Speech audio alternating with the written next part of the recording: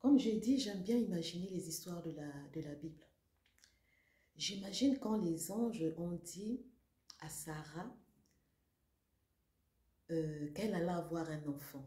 Et la Bible nous dit, c'est en Genèse 18 au verset 12, elle a ri en se disant, yeah, hey, j'imagine la scène. Mon Dieu, vieille comme je suis là. Abraham lui-même, quand je le regarde là, oh là là, hey, vraiment, je me demande comment on va faire. Hein?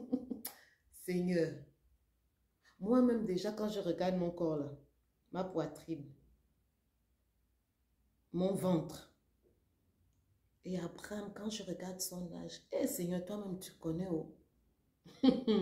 Ah, bon, donc j'imagine en fait la scène. Dame Sarah devait se dire, dans mon état là, déjà quand on a la cinquantaine, hein, imaginez les femmes dans la cinquantaine, elles se disent déjà, ouais, de toute façon, je ne peux plus faire des enfants parce que, voilà, la ménopause, tout ça. Et imaginez, pauvre Sarah, elle devait se dire, mon Dieu, Seigneur, même si on dit qu'il y a la foi, mais là,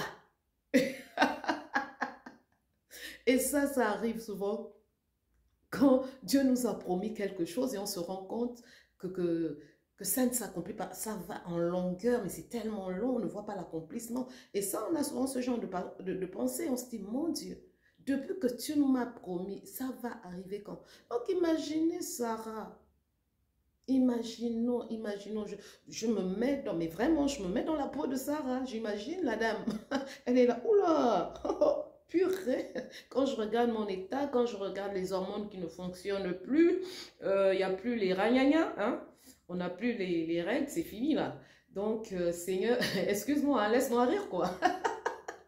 Donc, voici un peu l'état d'esprit de toutes les personnes qui attendent l'accomplissement de la promesse de Dieu.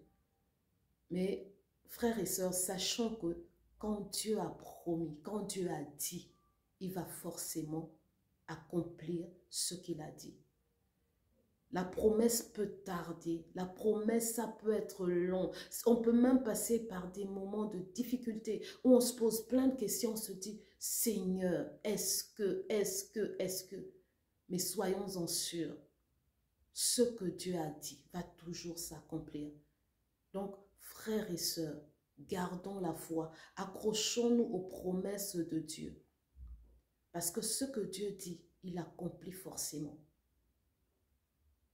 Le temps de Dieu n'est pas le nôtre. Parce que tellement nous, les hommes, nous sommes impatients. Et en plus, on vit dans une société où tout doit aller très, très, très, très vite. Ce qui fait que quand Dieu nous a dit quelque chose, on souhaiterait que ça arrive tout de suite. Et non, le temps de Dieu n'est pas notre temps.